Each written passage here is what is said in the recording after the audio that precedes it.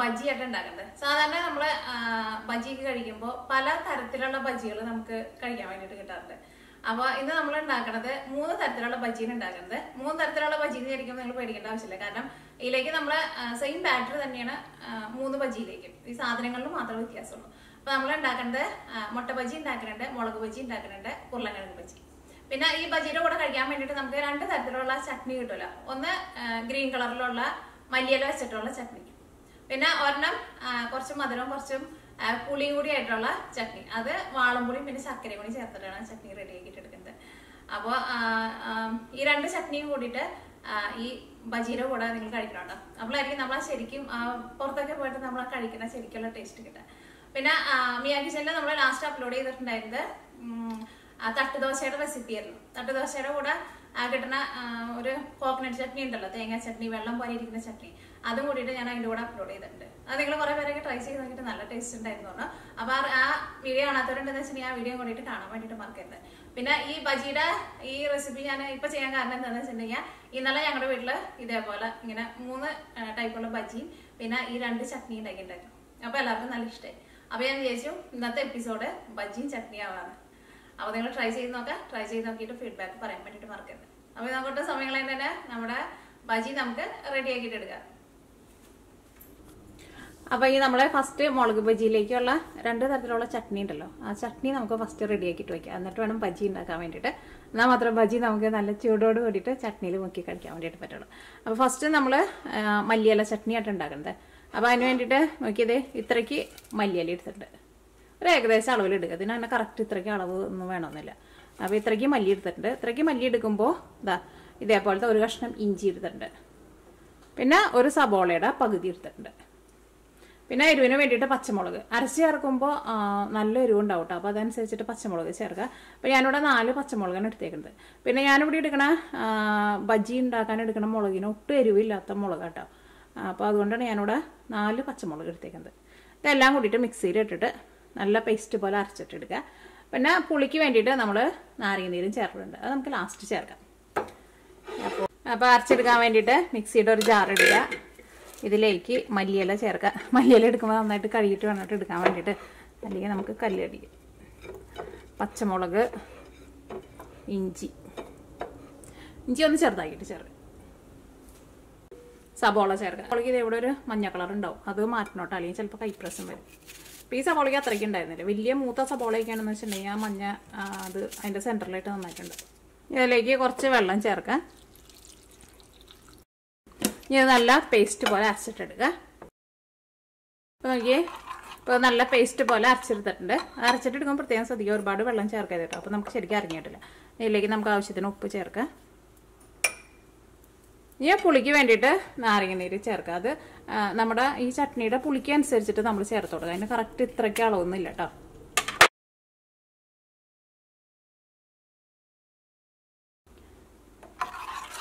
അപ്പോൾ മല്ലിയില ചട്നി റെഡി ആയിട്ടുണ്ട്. ഇത് ശരിക്കും മുളക് ബജിയുടെ കൂടെ കഴിക്കാൻ വേണ്ടിയിട്ട് നല്ല ടേസ്റ്റ് ആയിരിക്കും കേട്ടോ. അപ്പോൾ ഇതേപോലെ ഇങ്ങനെ കുറച്ച് വെള്ളം പോലെ ഇരിക്കണം ഈ ചട്നി.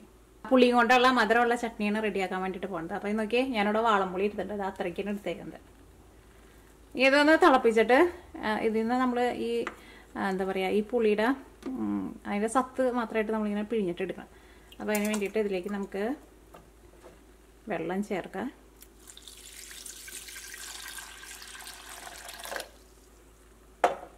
ഒരു 1.5 ഗ്ലാസിൻ്റെ അടുത്ത് വെള്ളം ചേർത്തിട്ടുണ്ട്.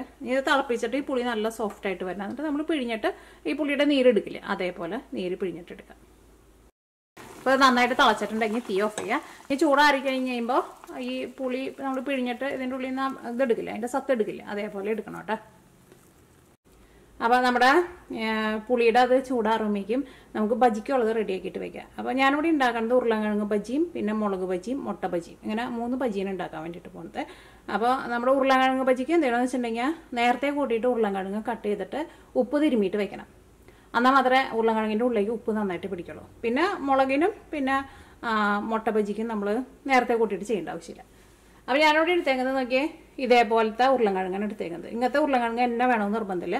നമ്മൾ സാധാരണ കറിക്ക് ഉപയോഗിക്കുന്ന ഉരുളക്കിഴങ്ങായിരുന്നാലും കുഴപ്പമില്ല. അപ്പോൾ ഞാനത് നന്നായിട്ട് കഴുകിയെടുത്തിട്ടുണ്ട്.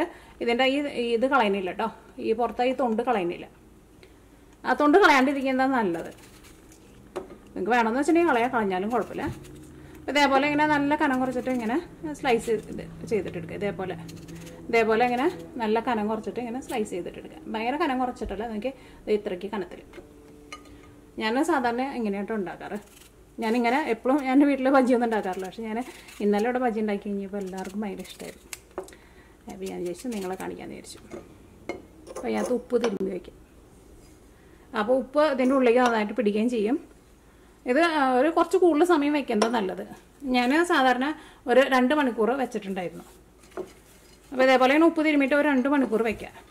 2 മണിക്കൂർ വെച്ചിട്ടുണ്ടെങ്കിൽ 1 മണിക്കൂറെങ്കിലും വയ്ക്കുക. അപ്പോൾ അത് നിങ്ങൾ നേരത്തെ കൂട്ടിയിട്ട് ഇങ്ങനെ തിരുമ്മി വയ്ക്കുക. അപ്പോൾ എന്ത് ചെയ്യുന്നത് വെച്ചിട്ടുണ്ടെങ്കിൽ ഇതിൻ്റെ ഉള്ളിലേക്ക് നന്നായിട്ട് ഉപ്പ് പിടിക്കും.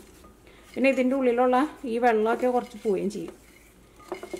അപ്പോൾ അതിന് ഉപ്പ് തിരുമ്മിയിട്ട് നേരത്തെ കൂട്ടിയിട്ട് ഇതേപോലെയും തിരുമ്പി വയ്ക്കുക. നമ്മുടെ പുളിവെള്ളം ഞാനിവിടെ പിഴിഞ്ഞ് നന്നായിട്ട് അരിച്ചെടുത്തിട്ടുണ്ട് കേട്ടോ. ഇനി നമ്മൾ റെഡിയാക്കാൻ വേണ്ടിയിട്ട് പോവാണ്. അപ്പോൾ ഈ ചട്നിയിലേക്ക് നമ്മൾ ഒന്ന് താളിച്ച് ചേർക്കും. മറ്റേ മല്ലിയില ചട്നിയിൽ നമ്മൾ താളിച്ചൊന്നും ചേർക്കില്ല. ഇപ്പോൾ നമുക്ക് കുറച്ച് വെളിച്ചെണ്ണ ചേർക്കാം. വെളിച്ചെണ്ണ തന്നെ വേണമെന്നില്ല കേട്ടോ, നമുക്ക് ഏത് ടൈപ്പ് ഓയിലായിരുന്നാലും കുഴപ്പമില്ല. ഈ ചൂടായ ഓയിലിലേക്ക് നമുക്കൊരു 2 നുള്ള് ചെറിയ ജീരകം ചേർക്കാം. ഇനിയിപ്പോൾ നിങ്ങൾക്ക് ചെറിയ ജീരകത്തിൻ്റെ ടേസ്റ്റ് ഇഷ്ടമില്ലാന്ന് വെച്ചിട്ടുണ്ടെങ്കിൽ ചേർത്തില്ലെങ്കിലും കുഴപ്പമില്ല. തീ നന്നായിട്ട് കുറച്ച് വെക്കണം കേട്ടോ, അല്ലെങ്കിൽ ജീരകം പെട്ടെന്ന് കരിഞ്ഞു പോകും. ഇതിലേക്ക് ഞാനിവിടെ ഒരു ഉണക്കമുളക് ഇതേപോലെ ഇങ്ങനെ നല്ല പൊടിച്ചിട്ട് ഇങ്ങനെ ചേർക്കാം. ഇനി ഞാനിവിടെ ഇതൊരു ചെറിയ കഷ്ണം ഇഞ്ചി നല്ല പൊടിയായിട്ട് കട്ട് ചെയ്തിട്ട് എടുത്തിട്ടുണ്ട്, അതും ചേർക്കാം.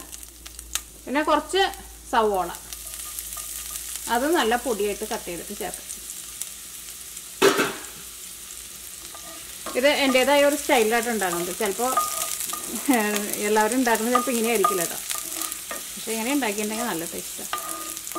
അപ്പോൾ നിങ്ങൾ ആ ചെറിയ ജീരകം നല്ല ചൂടായിട്ടിരിക്കുന്ന ഓയിലിലേക്ക് അങ്ങോട്ട് ഇടുമ്പോൾ തന്നെ പെട്ടെന്ന് കരിഞ്ഞു പോകും. അപ്പോൾ തീ നന്നായിട്ട് കുറച്ച് വെച്ചിട്ട് വേണോട്ട് ചെറിയ ജീരകം ഇടാൻ വേണ്ടിയിട്ട്. സവോളയും ഇഞ്ചിയും മുരിഞ്ഞു തുടങ്ങിയിട്ടുണ്ട്. ഇതിലേക്ക് എരിവിന് വേണ്ടിയിട്ട് മുളക് പൊടി ചേർക്കുക. അത് നിങ്ങളുടെ എരിവിനനുസരിച്ചിട്ട് ചേർക്കുക. ഞാൻ ഇതിലേക്ക് ഒരു 3/4 ടേബിൾ സ്പൂൺ ചേർത്തിട്ടുണ്ട്. എപ്പോഴും ലോ ഫ്ലെയിമിൽ തന്നെ വെക്കണം കേട്ടോ.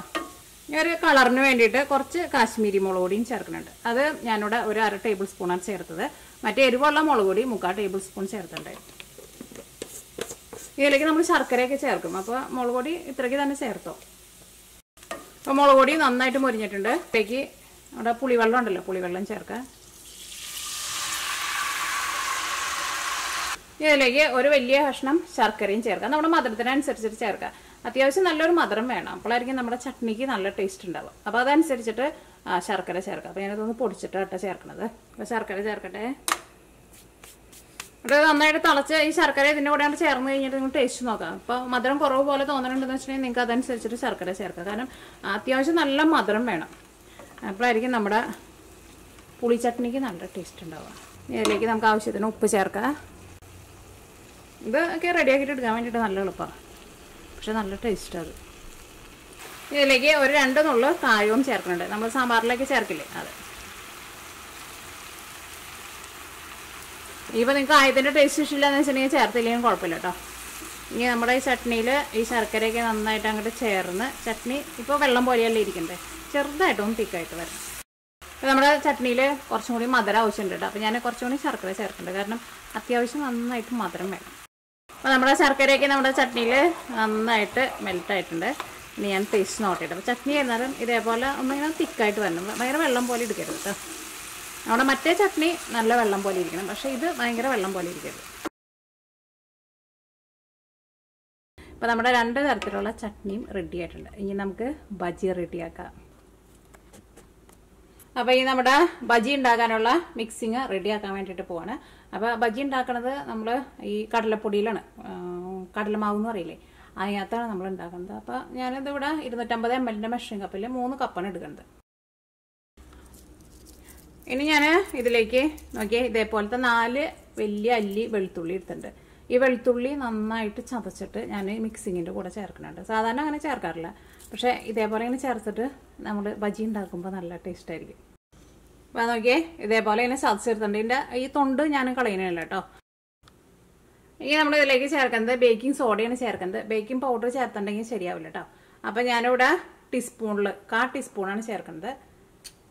1/4 ടീസ്പൂണും ചേർക്കുക. പിന്നെ ഈ 1/4 ടീസ്പൂണിൻ്റെ ഒരു പകുതിയും കൂടിയിട്ട് ചേർക്കുക.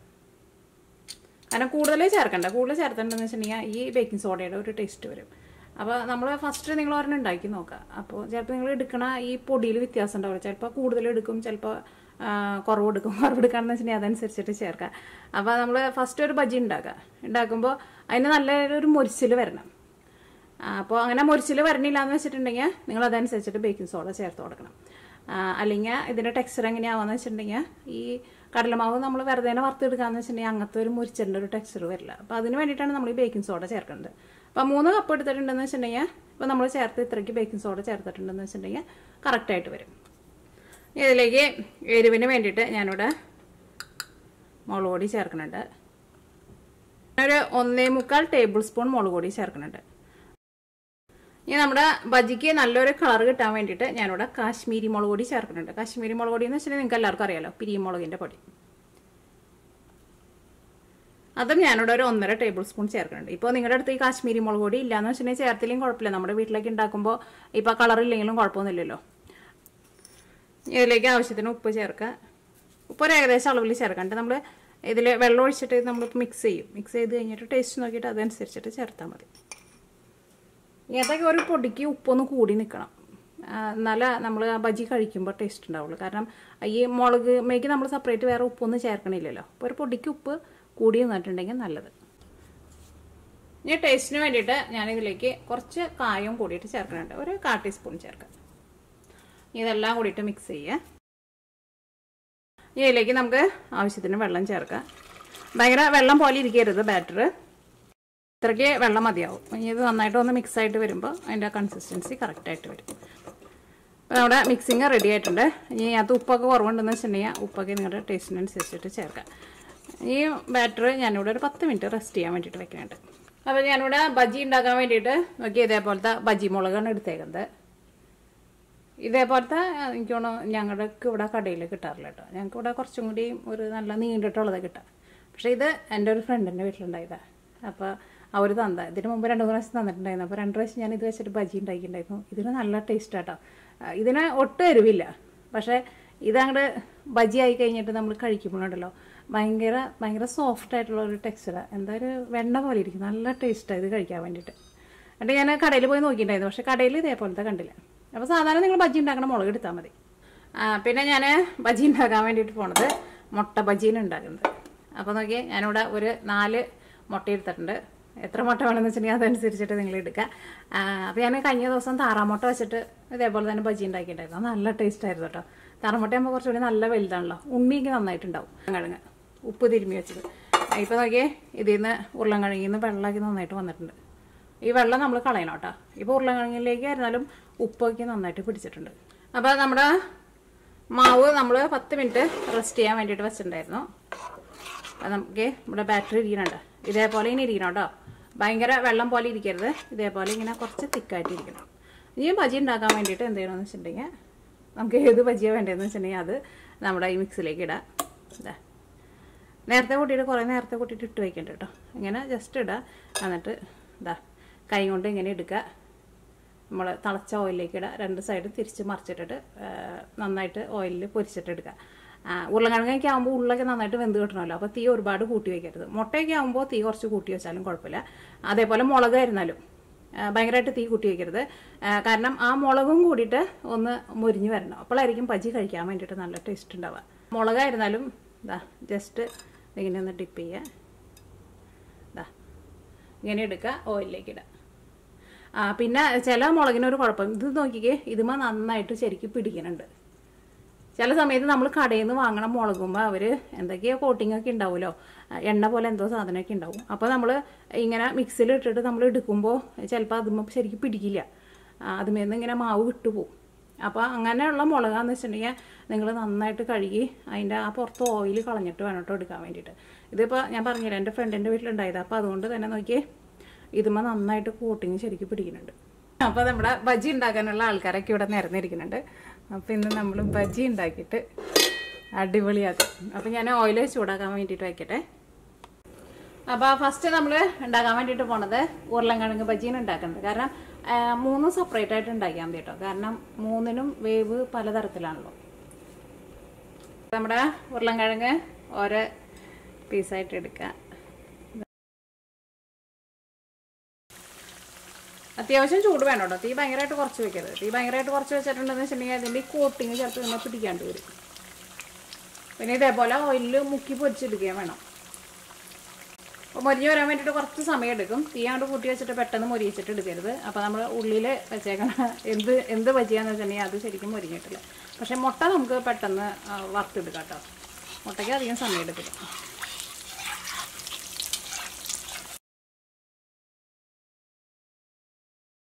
പുറത്തെ കോട്ടിങ് നന്നായിട്ട് മൊരിയണം കേട്ടോ. അപ്പോഴായിരിക്കും കഴിക്കാൻ വേണ്ടിയിട്ട് നല്ല ടേസ്റ്റ് ഉണ്ടാവുക. പിന്നെ നമ്മളിട്ടപ്പോൾ എല്ലാവരും കൂടിയിട്ട് ഇങ്ങനെ ഒരുമിച്ച് ഇങ്ങനെ ഇരിക്കാനില്ലായിരുന്നു. പക്ഷെ അത് കുഴപ്പമില്ല കേട്ടോ. അത് നമ്മൾ എനിക്ക് മൊരിഞ്ഞ് കഴിഞ്ഞ് കഴിയുമ്പോൾ അത് അങ്ങോട്ട് വിട്ടു പോകുന്നോളും, സെപ്പറേറ്റ് ആയിക്കോളും. നന്നായിട്ട് മൊരിഞ്ഞ് കഴിഞ്ഞ് കഴിയുമ്പോൾ അതിൻ്റെ ആ ടെക്സ്ചർ അങ്ങോട്ട് മാറും. ആ ഒരു സോഫ്റ്റ് ആയിട്ടുള്ള ടെക്സ്ചർ മാറിയിട്ട് ഒരു ക്രിസ്പി ആയിട്ടുള്ള ടെക്സ്ചർ വരും. അതേപോലെ വരണം. ഇപ്പം മൊരിഞ്ഞിട്ടുണ്ട്. ഒന്നും കൂടി മൊരിയണം. സാധാരണ നമ്മൾ മൊരിയിച്ചിട്ട് എടുക്കണ പോലെയല്ല. ഒന്നും കൂടി ഒന്ന് മൊരിയട്ടെ. അപ്പോൾ നല്ല ടേസ്റ്റ് ആയിരിക്കും. ഇപ്പോൾ നന്നായിട്ട് മൊരിഞ്ഞിട്ടുണ്ട്. ആ ഒരു ഗോൾഡൻ കളറും പോയിട്ട് ചെറുതായിട്ട് ഒരു ബ്രൗൺ കളറിലേക്ക് വരണം. അങ്ങനെ വരണം കേട്ടോ.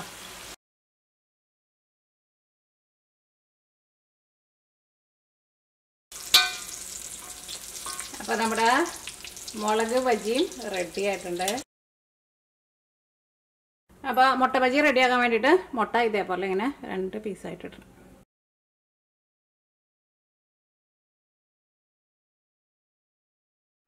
അപ്പോൾ നമ്മുടെ 3 തരത്തിലുള്ള ബജിയും റെഡി ആയിട്ടുണ്ട്. അപ്പോൾ മുട്ട ബജി ഉണ്ടാക്കുമ്പോഴുണ്ടല്ലോ കുറേ നേരം ഇട്ടിട്ട് മുരിയിക്കേണ്ട. കാരണം മുട്ട ഓൾറെഡി നമ്മൾ പുഴുങ്ങിയേക്കുന്നതാണല്ലോ. പിന്നെ ഈ പുറത്ത് ഈ കോട്ടിങ് മാത്രം കൊണ്ട് മുരിഞ്ഞാൽ മതി. കൂടുതൽ നേരം ഇട്ടിട്ട് മുരിയിക്കാൻ വേണ്ടിയിട്ട് നിൽക്കണ്ട. കുറേ നേരം മുരിഞ്ഞിട്ടുണ്ടെന്ന് വെച്ചിട്ടുണ്ടെങ്കിൽ ചിലപ്പോൾ ഈ മുട്ട പൊട്ടിത്തെറിക്കും. പക്ഷേ ഇത് പൊട്ടിത്തെറിച്ചില്ല. കാരണം കുറേ നേരം ഇട്ടിട്ട് ചെറിയ തീയിലിട്ടിട്ട് അങ്ങനെ പൊരിച്ചിട്ട് എടുക്കരുത് കേട്ടോ. മുട്ട മാത്രം. ബാക്കിയുള്ളതെല്ലാനും നമ്മൾ ഒരു മീഡിയം ഫ്ലെയിമിലിട്ടിട്ട് മുരിയിച്ചിട്ട് എടുക്കണം. ഇതിൻ്റെ ഈ പുറത്തെ കോട്ടിങ് മാത്രം നന്നായിട്ട് മുരിഞ്ഞാൽ മതി. അത് നിങ്ങൾ മുട്ട ബജി ഉണ്ടാക്കുമ്പോൾ അത് ശ്രദ്ധിക്കണം കേട്ടോ. അപ്പോൾ നമ്മുടെ 3 തരത്തിലുള്ള ബജിയും റെഡി ആയിട്ടുണ്ട്. നമ്മുടെ 2 തരത്തിലുള്ള ചട്നിയും റെഡി ആയിട്ടുണ്ട്. അപ്പോൾ ഏത് ചട്നിയാണ് ഇഷ്ടമെന്ന് വെച്ചിട്ടുണ്ടെങ്കിൽ ആ ചട്നി കൂട്ടിയിട്ട്, എനിക്ക് 2 ചട്നി കൂട്ടിയിട്ട് കഴിക്കാനാണ് ഇഷ്ടം. അപ്പോൾ അങ്ങനെ കഴിക്കാം. ചൂടോട് കൂടിയിട്ട് കഴിക്കണം കേട്ടോ. ചൂടാറിയിട്ടുണ്ടെങ്കിൽ എന്ത് സാധനം അത്രയ്ക്ക് ടേസ്റ്റ് ഉണ്ടാവില്ലല്ലോ. അപ്പോൾ നിങ്ങളെല്ലാവരും ട്രൈ ചെയ്ത് നോക്കാം. ഉറപ്പായിട്ട് നിങ്ങൾക്ക് എല്ലാവർക്കും നല്ല ഇഷ്ടം. ഒരു ദിവസമെങ്കിലും നിങ്ങൾ വീട്ടിൽ ഇതേപോലെ ഉണ്ടാക്കണം കേട്ടോ. ഇങ്ങനെ ഓരോരുത്തർക്ക് പല ഇഷ്ടങ്ങളായിരിക്കും. ചിലർക്ക് മുട്ട ബജി, ചിലർക്ക് മുളക് ബജി, ചിലർക്ക് ഉരുളൻകിഴങ്ങ് ബജി. എനിക്കാണ് കുട്ടികൾക്ക് കൂടുതൽ ഈ ഉരുളൻകിഴങ്ങ് ബജി ആയിരിക്കും കൂടുതൽ ഇഷ്ടം.